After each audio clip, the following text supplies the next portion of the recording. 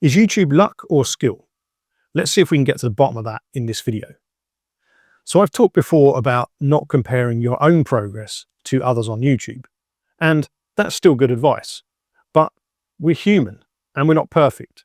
So you might be finding that advice difficult to follow. And honestly, that's understandable, because at the same time, we're also told that analyzing successful videos is how you learn. If you can identify things that work for others, surely you can improve your own content too, right? And that makes sense.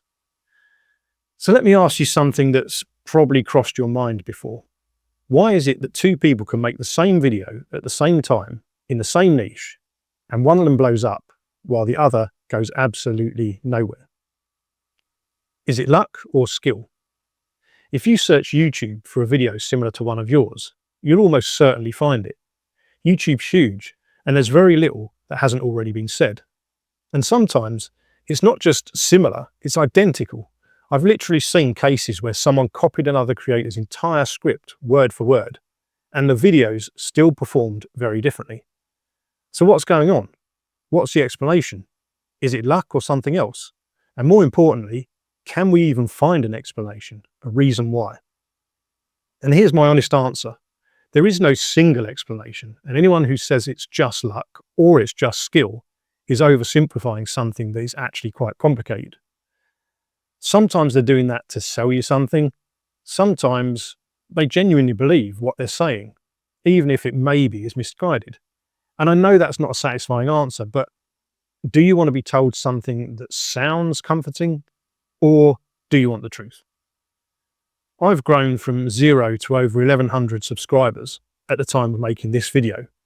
But if I'd turned around now and told you I had all the answers, that would be a lie. I still believe luck plays a role, but it's luck that you can influence. So let me explain what I mean by that. Let's start with the definition of luck. Success or failure apparently brought by chance rather than through one's own actions. Now, in the book Luck Factor by Richard Wiseman, he studied why some people seem consistently luckier than others. What he found was that luck isn't random in the way people think. Lucky people tend to expect good outcomes, which makes them more likely to take action and to notice opportunities. They're more observant, more open to chance encounters, and more likely to interpret setbacks in a positive way.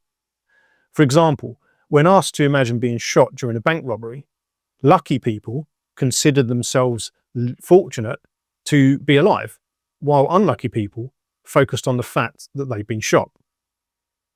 Now let me pose you a question.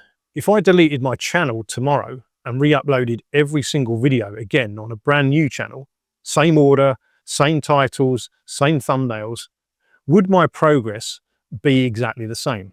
I'm willing to bet that it wouldn't. I could be more successful or less. Videos that popped might flop, and vice versa, because there are so many variables involved, and those would cause different outcomes than what had happened previously. To understand why, we need to look at what actually happens when you upload a video. YouTube doesn't push your content, it tests it. Your video is shown to a very small group of people first, not thousands, not millions, just a small sample. And if you don't have many subscribers, that sample is usually even smaller and more random. And here's the part that most people miss. The initial sample is different for every creator, even if the topic is identical. The timing's identical, the thumbnail style is similar. The people who see it first are not the same. And that matters far more than people realize. Because YouTube isn't judging your video, it's observing human behavior. Did people click? Did they stay? Did they leave after 10 seconds? Did they rewind? Did they comment? Did they immediately go and watch something else? Tiny differences early on compound very quickly. One video gets slightly better early reactions, so the system widens the test. The other doesn't, so the test ends, and that's it. It's not YouTube saying your video was bad. It's not YouTube punishing you. It's just a quick decision by an AI system about whether to keep testing the video or move on. But emotionally, it doesn't feel that way to us, and it doesn't feel good. And you start second guessing yourself or doubting what you're doing. And this is where and need for explanations kicks in. When I used to teach communication skills in my job, one thing I always said was this: people want to know why. We want things to make sense, and when something doesn't work, we look for reasons. But here's the uncomfortable part. You don't control who YouTube shows your video to. You don't control someone's mood, their attention span, what happened 5 minutes before they clicked, or what happened 5 minutes after, or whether they trust you instinctively or not. Two identical jokes can land completely differently depending on who tells them and who hears them. YouTube isn't measuring content, it's measuring people. There are also behaviors we never get to see clearly. Hovering, pausing, rewinding, scrolling, saving, opening comments, watching another video immediately after. All of that matters, and none of it shows up in your analytics in any sort of clean or comforting way. So when someone tells you it worked because of the hook, or it was the thumbnail, sometimes that might be true, but very often it's a story told after the fact, a retrofitted explanation that makes success feel predictable and comfortable. And here's something else nobody likes to admit. Some videos hit the right people for no obvious reason. Statistical outliers, lucky alignment, right people, right moment, right emotional state. And the worst thing that can happen is when someone builds an entire advice channel around one unexpected success. I grew from 0 to 100,000 in 30 days. But when you look closely, they don't actually know why it worked. They just know that it did. I watched a video recently from a large channel titled "It's Not Luck." They claimed they could prove this by creating a new channel and blowing it up with one video. But they paid for a voiceover, hired an editor, and they paid a large influencer to watch the video live on their stream, which was also someone they happened to know. Not to mention whatever else happened behind the scenes that we don't know about. That's not proof that there's no element of luck. That's an engineered outcome designed to sell a narrative. And what about all the creators making good, honest videos that don't get traction? I see them all the time. Great work, barely seen. And then sometimes out of nowhere, one video takes off. What changed? Often we don't know. Or take abandoned channels that switch niche, upload one generic video, and suddenly explode. How does YouTube know who to test on when it has no relevant data? It doesn't. It just hits the right people that time. And yes, that involves luck. And it's something you can't control.